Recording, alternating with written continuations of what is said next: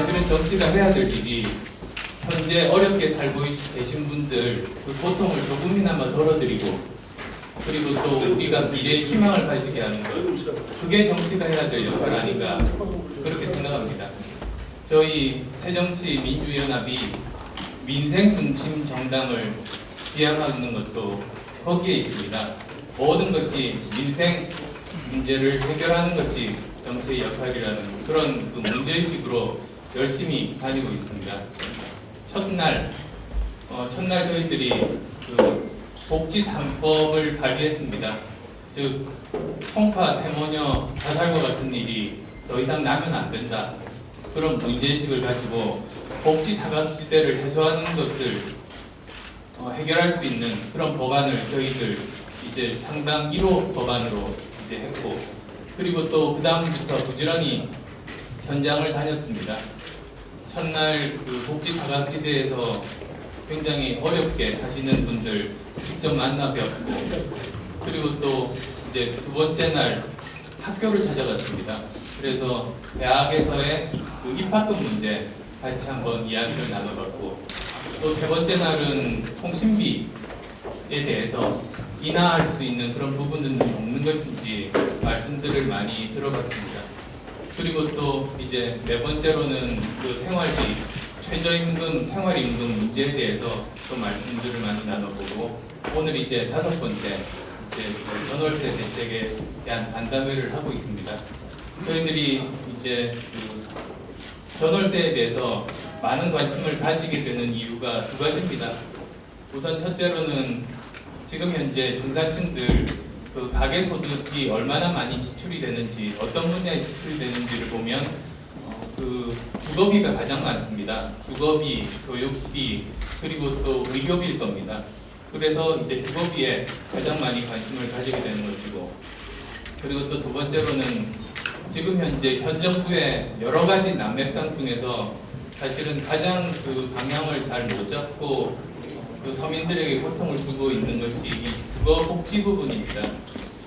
우선 그 이제 대선 공약에서 박근혜 대통령께서 후보 시절에 내세웠던 대선 공약들이 지금 제대로 되고 있지 않은 부분들이 많습니다.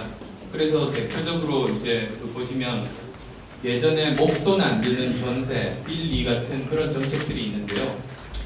목돈 안 드는 전세 1은 지원 실적 2건, 목돈 2는 410건 정도. 그래서 실질적으로 사실은 가입자들이 없어서 폐기 상태입니다. 그리고 또한 그 이후에 발표된 여러 가지 정책들도 일주일 만에 번복이 되는 그런 일들이 많습니다. 그래서 또 저희들이 문제의식을 가지고 오늘 직접 현장의 목소리를 들어보고자 이런 간담회를 마련하게 됐습니다. 오늘 여러 가지 현장의 목소리들 들려주시고 최대한 저희들이 정책에 반영할 수 있는 아이디어들, 또 지금까지 저희들이 고민했던 부분 설명도 드리고 해서 접점을 찾고 보다 더 실제로 저희들이 주창하고 있는 민생 중심 정당이 실제로 될 수 있도록 열심히 노력하겠습니다. 고맙습니다. 네, 고맙습니다. 매매시장이 하향 안정세가 지속되고 있습니다. 이 말은 이 아파트 거래가 잘 안 돼요.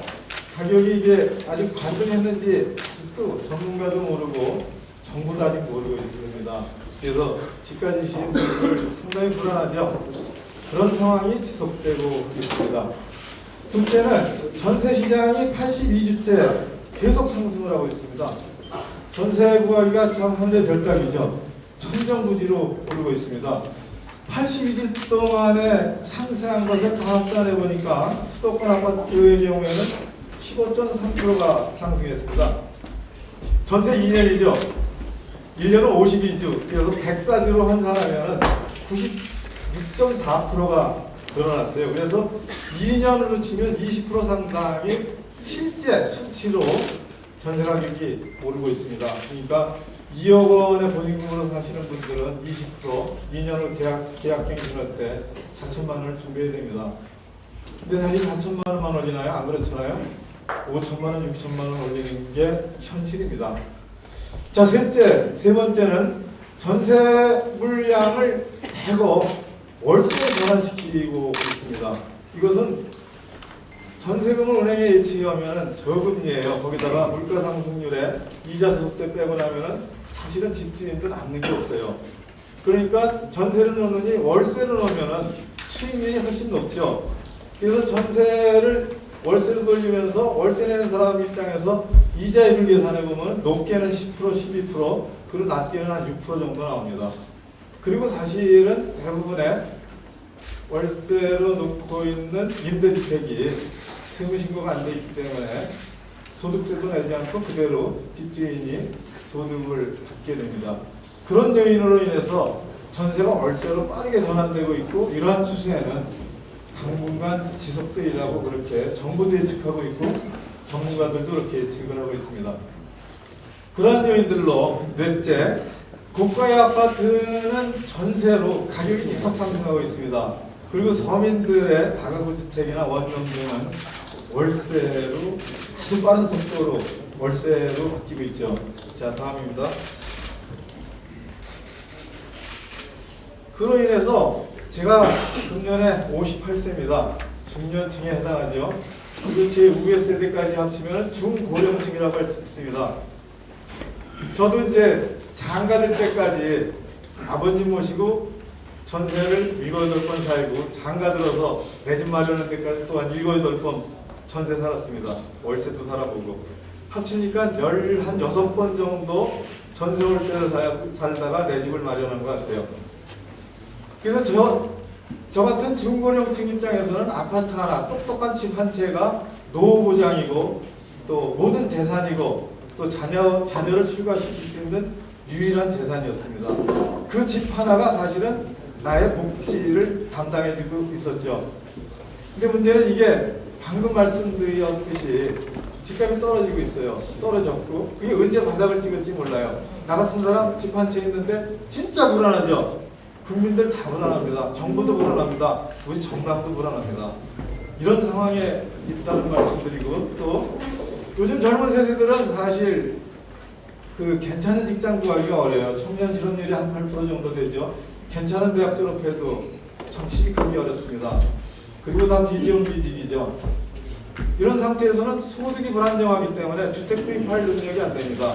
그래서 새로 사회에 진출하는 사람들이 시집도 가고 장가도 가면서 소득을 올려가지고 집을 사줘야 되는데 그러지 못하는 상황이 지속되고 있습니다. 그 외에 또 저출산 고령화사에 또 1인 가구가 증대되고 있고, 이런 것들이 현 시점에서 주택시장의 동향입니다. 이런 상태에서 정부나 정당이나 우리 당도 마찬가지입니다. 정책의 방향은 두 가지 방향으로 대별할 수가 있습니다. 집 없는 분들에게 집을 마련하는 것을 지원하는 정책이 있고, 이것은 근 40년, 50년 동안 정부가 이 길로 갔죠. 내집 마련을 지원하는 정책으로 이렇게 갔습니다. 그리고 또 하나는 전세 사시는 분, 월세 사시는 분들을 안정화시키는 그런 정책을 마련해야 합니다. 근데 아직까지는 정부가 내집 마련을 지원하는 쪽에 좀 치중을 했죠. 전세 월세 사시는 분들은 두 가지 목표, 두 가지 과제가 있습니다. 우선 주거비 부담을 경감시켜 드려야 됩니다. 그리고 또 하나는 초등학교 다니는 우리 아이들 졸업할 때까지라도 그 집에서 그대로 학교 옆에서 살아야 되는데 2년간을 이사를 가게 됩니다. 그래서 안정적으로 내 집에서 내 집처럼 알고 살자 하는 겁니다. 이 두 가지를 지원하는 게 전세월세 안정 지원 정책의 핵심이라고 할 수 있습니다. 다음 페이지. 자, 지역별 소득별로 중요 형태를 보면은 우리나라 사람 100명 중에 자기 집에서 사는 사람은 54명입니다. 그리고 전세 사시는 분들은 22명이에요. 그리고 월세 사시는 분들은 20명입니다. 이거는 2010년 통계입니다. 왜? 이 인구주택 조사를 5년마다 한 번씩 하기 때문에 매년에 하게 됩니다. 그런데 수도권 저소득층으로 보면은 100명 중에 34명만이 자기 집에서 살고 26명이 전세에서 살고 34분이 월세에서 삽니다.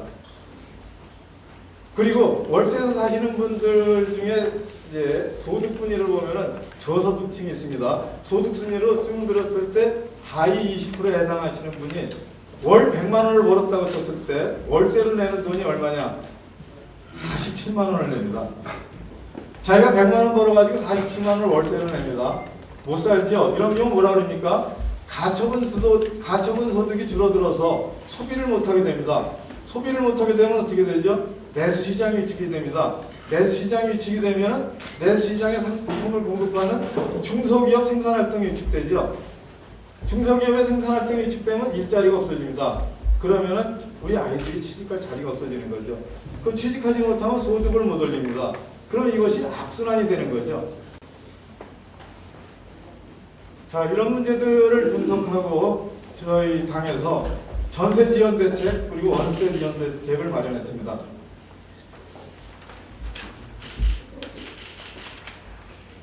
저도 좀 보면서 하겠습니다. 자, 이 전세보증금이 아까 말씀드렸듯이 공식 통계로도 갱신할 때 1년에 20% 올라갑니다. 사실 더 올라가죠.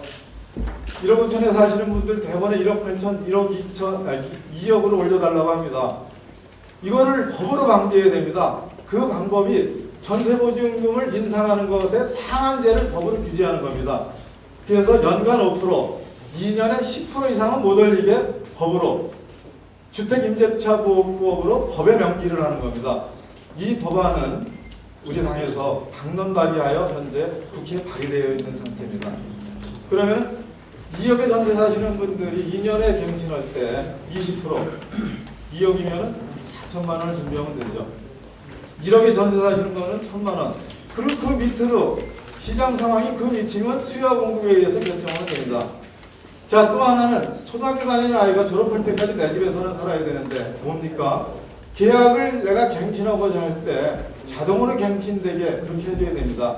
그래서 일에 한해서 특별한 요인이 없는 한 일에 한해서 임차인이 더 사겠다고 청구하면은 받아들이게 하는 조항을 의무적으로 도입하는 그런 법제화를 우리 당이 당론 발의로 발의해 놓고 있는 상태입니다. 자, 그리고 전세금을 어쩔 수 없이 올려줘야 됩니다. 그랬을 때 저금리에 전세자금을 확보할 수가 있어야죠. 벌어서 갚으면 제일 좋지요. 근데 그렇지 못하잖아요. 그러면 저금리에 전세자금을 마련할 수 있는 금융제도를 좀 확대하도록 하겠습니다. 그리고 전세 살다 보면 억울한 일 당합니다. 경매를 당합니다. 그런 경우 꼭 있죠. 주변에서 그런 슬픈 일을 당하는 경우가 있습니다. 압류를 당해서 경매를 당해도 보증금만큼은 다 찾아가야 되는데 그러지 못하는 경우가 있죠. 이게 최우선 면제금이라고 합니다. 이것을 상향 조정하도록 그렇게 노력하고 있고 법제화하고 있습니다. 자, 월세 지원 대책입니다. 간접 지원으로서는 정부가 내놓은 방안입니다. 월세 분량에 월세를 낸 거에 10% 내가 한 달에 30만 원씩 월세를 냈으면 1년에 360만 원입니다. 그것의 10% 36만 원을 내가 낸 세금에서 되돌려받는 겁니다. 이런 제도를 정부가 금년에 시행하기로 해서 내년부터 시행이 됩니다. 근데 맹점은 있어요. 세금을 내는 사람은 근로소득을 가지고 있는 사람이죠. 근데 면세점 이하의 근로자가 우리나라에 한 700만 명 정도 됩니다. 그리고 사업소득계에 사업소득세를 못 내는 영세자 영업자가 또 700만 명이 됩니다. 이런 사람들이 사실상 월세에 살고 있는데 이 사람들이 지원을 못 받죠. 그래서 이 제도는 좀 개선해야 됩니다. 또 직접 지원 방식입니다. 아예 월세 사는 분들에 대해서 임대료를 보조해 주는 겁니다. 금년 10월서부터 97만 가구에 월 평균 11만 원씩을 지원하도록 되어 있습니다. 이것은 연간 1조 원의 돈이 들죠. 금년 10월부터 시행됩니다. 우리 당은 97만 가구가 아니라 대략 200만 가구까지 대상이 넓어지고 11만 원이 아니라 우선 20만 원까지 늘리는 방안을 강구하고 있습니다. 자, 그 다음에 임대주택 등록제를 의무화하는 겁니다. 임대주택 많습니다. 한 400만 가구가 월세에 살고 있고 400만 가구가 전세에 살고 있습니다. 하지만 등록되지 않아가지고 누가 어떻게 전세 월세를 사는지 아무도 모르고 있습니다. 정부가 몰라요. 그래서 아까 말씀드렸던 임대료 보조 대상 가구를 확대하고 싶어도 자료가 없어요. 그래서 이번에 우리 당이 임대주택 등록 의무제를 하는 법안을 발의를 했습니다. 자, 마찬가지로 전세와 마찬가지로 월세 바뀌다 보면 또 막 올립니다. 모르죠. 물론 집주인도 올려야 하는 사정이 있죠. 집도 수선해야 되고 모두 해야 되고 이자도 내야 되고. 자, 월세도 계약할 때 연간 5%밖에는 더 올리지 못하도록 법제화하는 법안을 우리 당이 국회에 발의해 놓고 있습니다. 또 마찬가지로 전세와 마찬가지로 계약을 다시 할 때 미래에 한해서 내가 더 살겠다라고 청구, 권리로서 주장을 하면 집주인은 특별한 사유가 없으면 이를 받아들여야 한다라는 법제화를 하려고 법안을 제출해 놓고 있습니다. 보다 근본적으로는 재정을 투입해서 공공임대주택을 더 많이 지어야 됩니다. 그래서 낮은 가격으로 공공임대주택에 더 살 수 있게 하고 또 공공임대주택을 대기하는 방식도 대기제를 법제화해서 투명하게 또 그리고 예측 가능하게 해보자 합니다. 또 민간이 참여하는 준공공임대주택을 확대하는 방안도 우리가 같이 고민하고 있습니다. 그래서 요약해서 우리 당에서는 전월세 상한제를 도입하는 법을 발의해 놓고 있고 또 계약갱신 청구권이 보장되는 법안을 발의해 놓고 있으며 또 임대주택 등록 의무제를 발의해 놓고 있습니다. 여러분들이 많은 관심과 또 지원을 해주신다면 이 법들을 정부를 설득하고 여당을 설득하고 협조해서 꼭 관철하도록 그렇게 우리 안철수 대표님과 함께 노력하겠다는 말씀을 드리겠습니다. 감사합니다. 네, 감사합니다. 지금 100가구 중에 46가구가 전월세를 산다고 했습니다만 서울 같은 경우에는 100가구 중에 한 60가구가 사실은 전월세 산다고 합니다. 서울 같은 경우에는 주택의 보유율이 100가구가 있으면 40가구가 자기집을 갖고 평균적으로 50%입니다만 집을 갖고 있는 사람들도 지금 현재 전월세를 살고 있는 이런 수가 상당히 많습니다. 그래서 서울 같은 경우에는 100가구 중에 60가구가 사실상 임차 가구로 살아가고 있다 이렇게 이야기할 수 있고요. 그런데 그 임차 그러니까 임대를 통해 살아가는 것이 이제 보편적인 주거 생활의 방식이 되고 있는데 우리 정부는 지난 30년간 끊임없이 주택을 공급하는 정책을 폈고 또 나름대로 성공을 지금 거두고 있습니다. 주택 보급률은 이미 2년 전에 100%를 넘어섰고 또 우리가 집계하는 방식에 따라서는 110%를 넘어서는 그런 통계도 나오고 있는데요. 지난 30년간 주택의 보급률은 한 70%에서 100%로 한 30%가 늘었습니다. 그래서 100가구 있으면 집이 한 100지 정도까지 늘었습니다.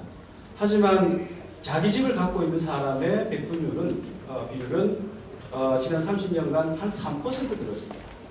주택이 보급률 측면에서 30%가 느는 동안에 집을 갖고 있는 사람의 비중은 그것의 10분의 1, 한 3% 늘었습니다.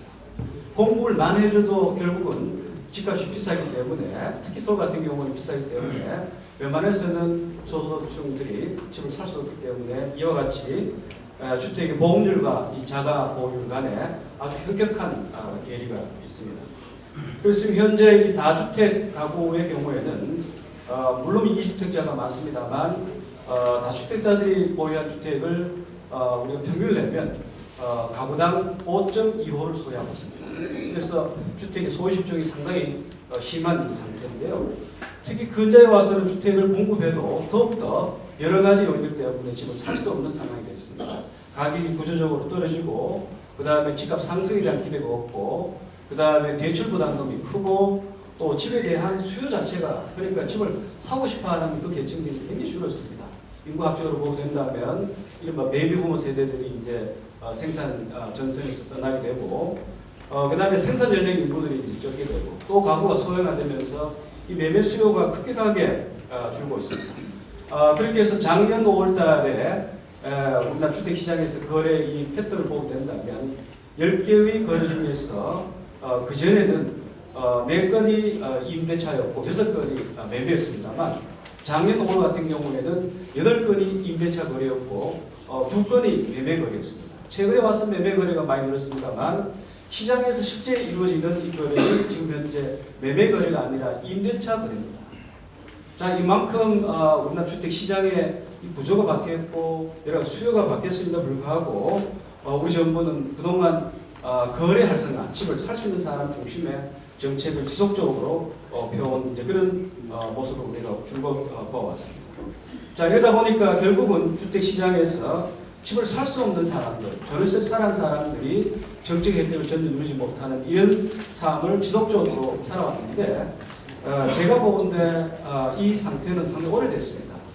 앞에서 이 지금 전세 가격이 특히 전세 가격이 82주 이상 계속 상승했다고 이렇게 통계를 보여주셨는데요. 사실 전세 난이란 이 용어가 본격적으로 대두되기 시작한 것은 2008년부터입니다. 제가 2008년 이미 당시에 민주당에서 토론할 때 발제를 했기 때문에 재기업이 정하다면 벌써 그 용어를 우리가 본격적으로 쓰기 시작한 것이 6년째를 접어들고 있습니다. 자, 그동안 정부는 지속적으로 전세 문제를 또 해결하겠다고 약속을 했고 정책을 폈습니다만 결과론적으로는 전세 문제는 잡지 못하고 전세 문제는 훨씬 더 악화되어 왔습니다. 특히 근자에 와서는 이 전세의 패턴이 아시다시피 전세에서 지금 월세로 급격하게 지금 변하고 있는데 그 결과가 지금 뭔가 하면 저소득층들이 주택 문제 중에서도 특히 주거비 부담이 아주 급격하게 커지고 있습니다. 지금 수도권 같은 경우에는 일반적으로 월 소득 중에서 한 24%를 지금 주거비로 쓰고 있습니다. 주거비라는 것은 전월세 이제 액을 이야기하는 것인데요. 서울 같은 경우에 소득이 가장 낮은 1분위 소득자들의 경우에는 소득의 반을 사실상 전월세로 내고 있습니다. 그런데 지금 서울 같은 경우에 저소득층들이 내는 이 전월세 자금들은 사실상 되게 부채형 일종의 비용입니다. 다시 말씀드려서 돈을 빌려서 내는 그렇기 때문에 지금 이 임대 문제가 해결이 되지 않는다는 것은 가장 중요한 문제는 사실은 저소득층들의 주거비 부담이 커짐으로써 생활이 온전하게 이루어지지 않습니다. 100만 원을 벌어가지고 많게는 한 30, 50만 원 정도를 전월세로 내기 때문에 다른 생활이 지금 이루어지지 않는 이런 근본적인 생존의 어떤 근본 환경을 지금 직면하고 있는 이런 상황까지 왔다는 것을 이제 알 수 있습니다. 자, 이런 상황에도 불구하고 우리 정부의 정책은 제가 늘 쓰는 표현으로는 정부 정책은 100% 오조전 해왔습니다. 이미 시장에서는 매매 수요가 아니라 임대 수요가 급증을 하고 있는데 여전히 우리 정부는 죽은 고목나무에 꽃 피우는 그런 기분으로 매매 시장을 살려서 임대차 시장까지도 살려내는 이런 옛날 그런 가정이 들어맞았습니다만 임대 수요가 매매 수요가 바뀌면서부터는 임대 시장과 매매 수요가 매매 시장이 지금 분리되는 그런 상황입니다. 다시 말씀드려서 매매 시장을 활성화시키면 전세 문제가 해결될 것이라는 그런 전제를 가지고 정부가 정책을 펴왔습니다만 지금 우리나라 주택시장의 조건은 또는 상황은 그런 가정이 지금 통용이 되지 않습니다. 그만큼 임대차 문제는 별도의 문제로 정책을 펴야 함에도 불구하고 여전히 정부의 정책은 매매주택 문제의 부차적인 것으로서의 임대차 문제를 다뤄왔기 때문에 정책에 효과가 없었고 근래 와서는 이 정책의 방향을 지금 바꾸고 있는 상태가 됩니다. 조금 더 제가 현 정부가 추진해왔던 전월세 대책에 대해서 좀 간단하게 제가 말씀드리면 72년도에 결혼을 해가지고 두 아이를 둔 엄마예요. 네. 그때 당시 제가 72년도에 결혼할 당시는 모래내 전세가 제가 최초로 15만 원에 살았어요. 그 15만 원이면 그때 당시 애기 아빠 월급이 한 7만 원 정도 탔었어요.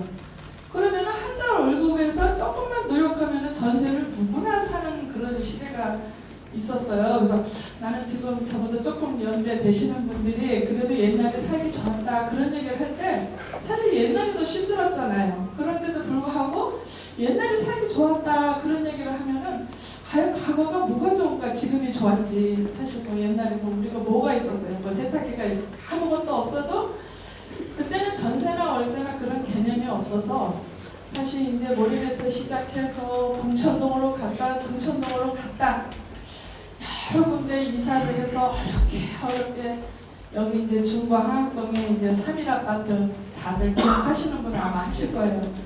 그리고 이사를 와서 어렵게 사실 뒷장만을 해가지고 하다 보니까 이제 그 재개발로 인해 가지고 또 이제 그 집에 대한 그 여망을 갖고서 살았어요. 그 이제 살다 보니까 사실 그 이 집이라는 게 그러더라고요. 어렵게 전세를 살다가 여기 와서 또 전세 살아가지고 그때 당시 전세가 하학동에 제가 처음 왔을 때 350만 원에 또 살았어요.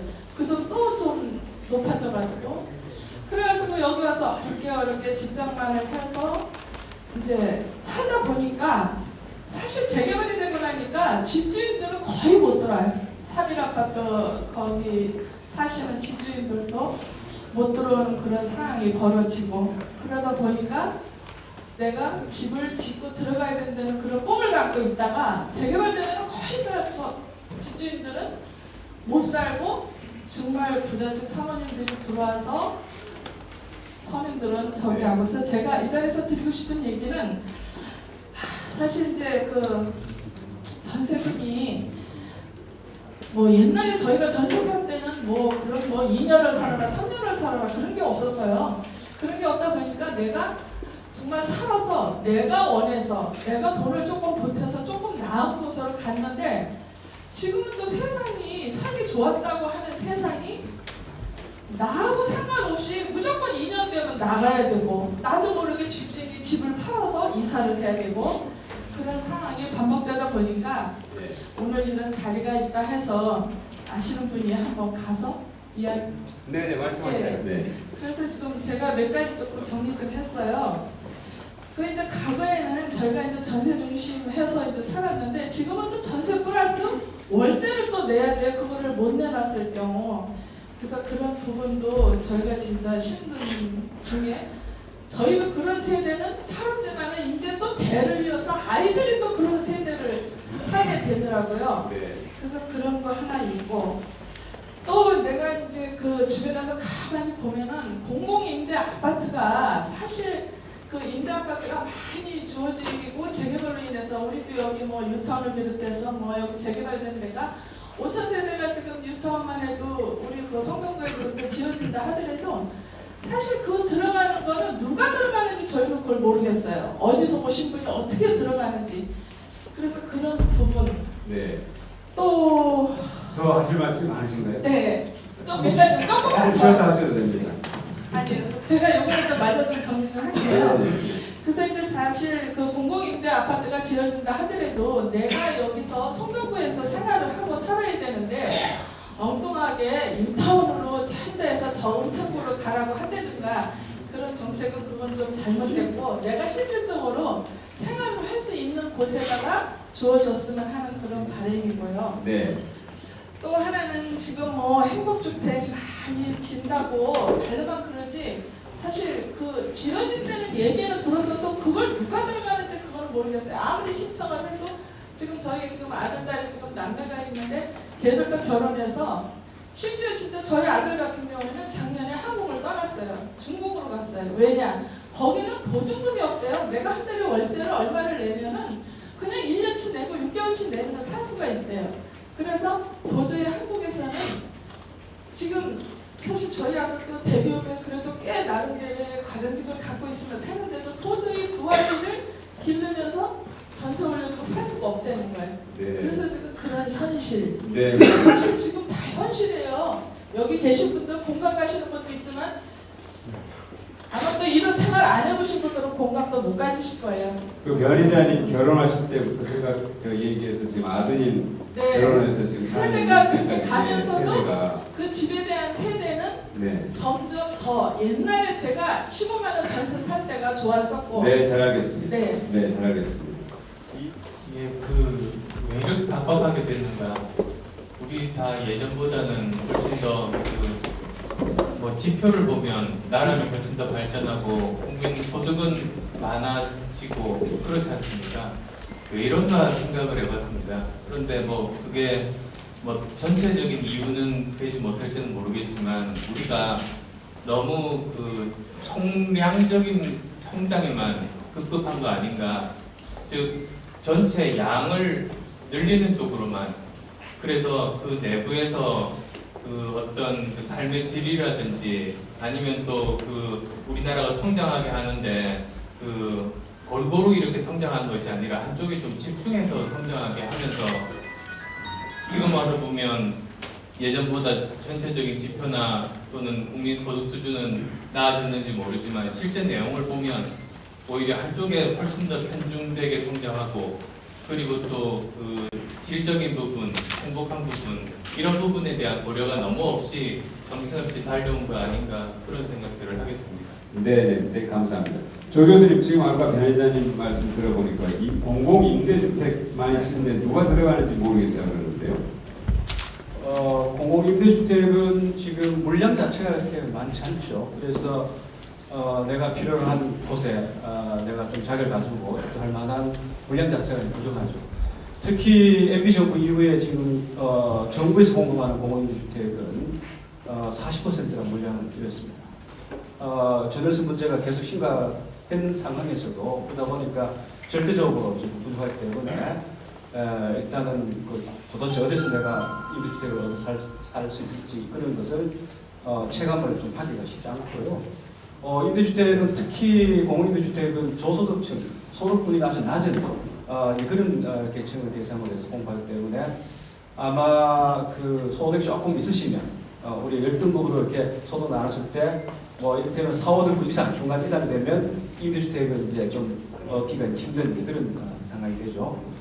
그래서 서울 같은 경우에는 임대주택을 그렇게 해서 무조건 공공임대만이 아니라 민간의 어떤 그런 임대주택도 공공 그러니까 뭐 지방자치단체라든가 중앙정부하고 협약을 맺어가지고 임대료를 낮춰준다든가 임대시 기간을 조금 길게해준다든가 이른바 중공공 임대라고 있습니다. 이런 것을 통해서 많이 지금 공급을 하는데 아마 그런 것은 아마 우리가 민주당에서 표준 정책을 만들고 지방자치단체와 협력을 해서 추진하면 우리가 동네에서 그런 주택을 쉽게 좀 이용할 수 있지 않을까 그런 기대. 네, 조 교수님 감사합니다. 조 교수님 말씀 중에 습관처럼 민주당이 입에 붙어가지고 저도 그걸 깜빡하는데 새정치 민주연합입니다.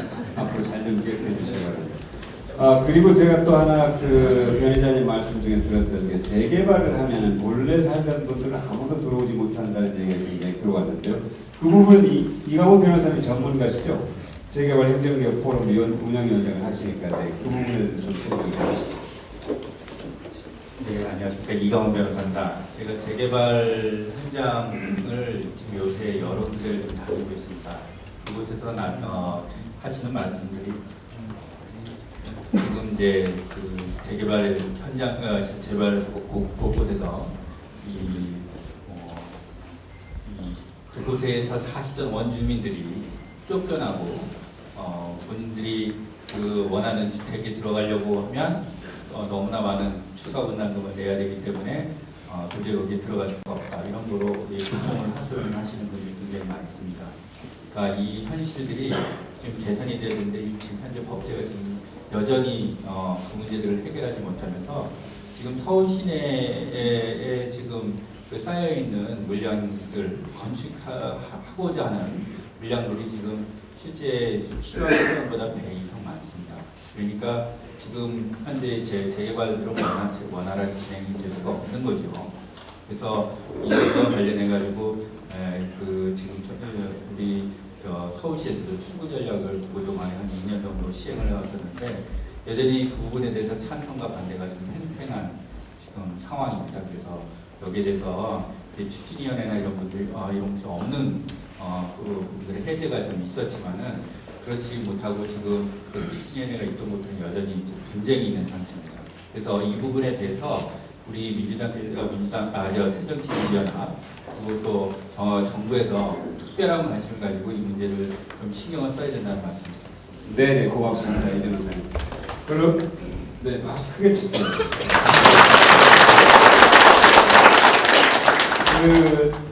첫째 가장 지금 문제가 되는 건 여기 계신 모든 분들이 공감하시고 계시겠지만 사실 그 수요 공급 원리에 의해서 사실 수요자는 꾸준하게 유지가 되는데 건설 경기 악화, 국내 경기, 부동산 경기 침체 이래서 공급 물량이 줄어들었던 그런 원인도 빼지 않을 수 없습니다.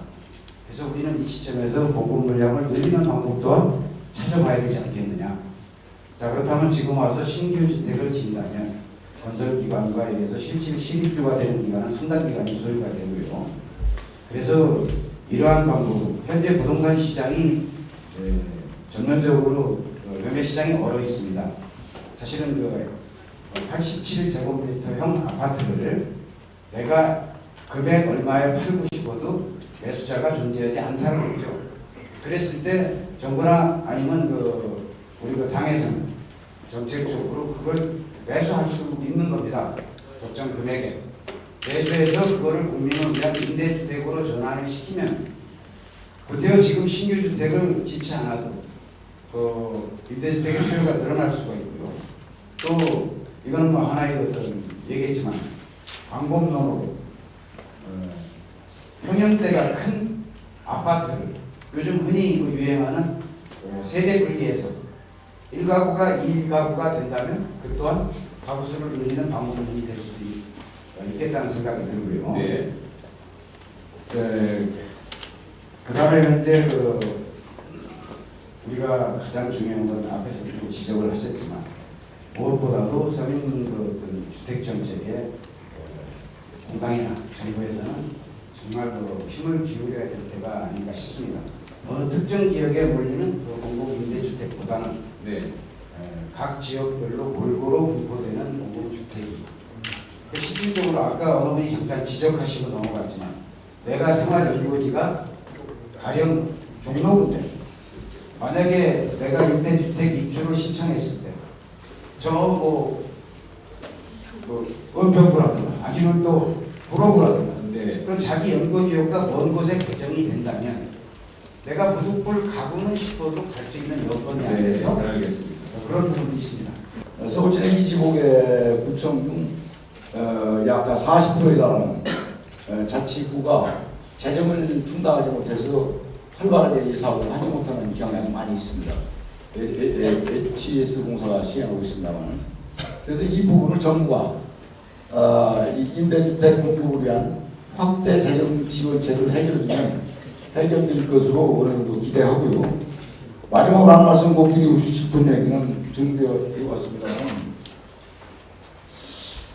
저는 이 85제곱미터 이하의 집을 상당히 많이 지어야 된다. 아까 서두에도 말씀드렸지만은 주택 복지라는 측면의 정책을 맨 선두에 둬야지 기타 대통령 나갈 때마다 공약 사업을 먼저 이끌고 한다면 우선순위에 훨씬 뒤지는 사업에 돈을 투자하고 두 번째는 이 부자 감세를 처리하다 보니까 투자 재원이 없으니까 자꾸 이 우선순위를 요구하는 주거복지 주택이 자꾸 뒤로 밀리는 이런 현상을 앞으로 빨리 땡기는 정책이 최우선의 정책이다. 저는 그렇게 단언적으로 말씀드릴 수 있습니다. 네, 고맙습니다. 네, 아까 정공 쌤께서 정말 어떤 전곡을 찌르는 말씀을 해주셨다고 생각합니다. 네. 사실은 임대차라는 것 자체, 임대인과 임차인이 동시에 사실 입장이 조율이 돼야 하지. 만약에 차인의 입장에서만 생각한다면 사실은 임대를 거둬버린다거나 뭐 여러 가지 공급이 아니라 줄어든다거나 오히려 이런 문제가 생길 것이고 또 마찬가지로 실제 어려움을 겪고 있는 그 세입자들 입장을 보지 않고 지금 정부처럼 정책을 세운다면 정책을 발표만 해놓고 그 효과는 하나도 안 나타나는 그런 문제가 있기 때문에 사실 임차인과 임대인 모두의 의견을 존중하는 그런 정책이 수립되어야 한다는 말씀 굉장히 와닿았고요. 그러나 특히 이 정부 여당의 그 부분만큼은 저희들이 촉구하고 싶은데 네. 너무 지금까지는 아까 말씀드렸다시피 공급자 위주의 생각 그리고 좀 조명래 교수님도 말씀을 해주셨는데 사실 이 주택을 매매를 활성화해가지고 지금 전월세 문제를 해결할 수가 없거든요. 네. 특히 이제 우리 지금 출산율이 떨어지면서 우리 남녀가 만나서 한 가정을 이뤘을 때 지금 출산율이 1명이면 부모님들이 집을 가지고 계시면 나중에 상속받으면 된다는 생각을 젊은 사람들이 하고 있는 거예요 이미. 그렇지 않습니까? 둘이 만나서 애들 하나씩밖에 안 낳았는데 집 사느라고 지금 자기 젊은 인생을 다 포기할 것이 아니고 오히려 다른데 더 신경을 쓰지 집 사는데 신경 안 쓴단 말이에요. 이미 이 매매를 활성화해가지고 전월세 문제를 해결한다는 것은 그래서 접근이 좀 틀렸다고 하는 것이죠. 네. 따라서 그런 네. 이제 임차인과 임대인 모두 입장에서 생각을 해야 하고 또 아까 직장과 주택의 경우에는 근접해야 한다는 어떤 주거복지에서 직주 근접의 원칙이 사실 있습니다. 이럴 때 임대주택 공급도 단순히 지금 예를 들어서 집가 저렴한 것에다만 해서는 사실은 수요와 공급을 부딪힐 수가 있기 때문에 그러니까 다양한 형태로 임대주택 물량을 늘리는 것이 아까 말한 그 집주 근저의 원칙도 맞는 거라고 생각됩니다. 네, 고맙습니다. 네. 간단하게 하나 좀 보완 말씀드리겠습니다. 임대인 임차인 다 국민이고 임대인도 어렵습니다. 임대인도 서민들 많죠. 빚내서 집 어떻게 장만해서 쪼개서 또 월세 주고 겨우 빚 갚고 이러는 경우도 많죠. 그래서 임대인을 지원하는 방안 중에 이제 주택의 개보수 비용을 지원하는 방안이 있습니다. 그럼 내년부터 우리 정부도 일정 예산을 가지고 개보수 비용에 이를테면 세를 드리는데 그냥 드릴 수 없잖아요. 좀 고쳐야죠. 벽수도 바르고 또 문도 고치고 또 좀 청소도 해놓고 그러는 것부터 우선 지원을 시작을 합니다. 제일 크게는 임대주택이 등록되고 임대소득에 대해서 세금을 내야 돼요. 그게 제일 두렵습니다. 근데 아직 세금을 내는 경우는 극히 일부만 하고 있어요. 그래서 저희 당에서도 임대주택을 등록을 했을 때 임대소득에 대해서 과세라는 거에 대해서는 아직 보류 내지 반대를 하고 있습니다. 그리고 과세로 판단돼도 일정 금액 이상의 연무 임대료 소득이 2천만 3천만 원 이상의 많은 임대료를 받을 경우에 한해서 하고 또 이제 임대주택으로 민간 내놓은 감가상각을 많이 필요 경비를 계산해 줘야 됩니다. 그래서 낮은 가격의 주택에 대해서는 한 80%까지 비용을 산정해주고 비싼 집은 한 40%, 5% 정도 그런 정책 방향을 가지고 있다는 말씀을 드리겠습니다. 신혼부부나 또는 젊은 부부들이 가서 그 집을 좀 저렴하게 새로 얻어가지고 살 수 있도록 정부 정책에 대해서 마련해 주시면 좋겠고요.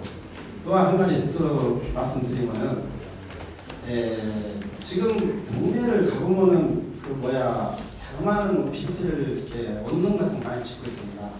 그러면 지금 동시에 너무 많이 지금 있어요.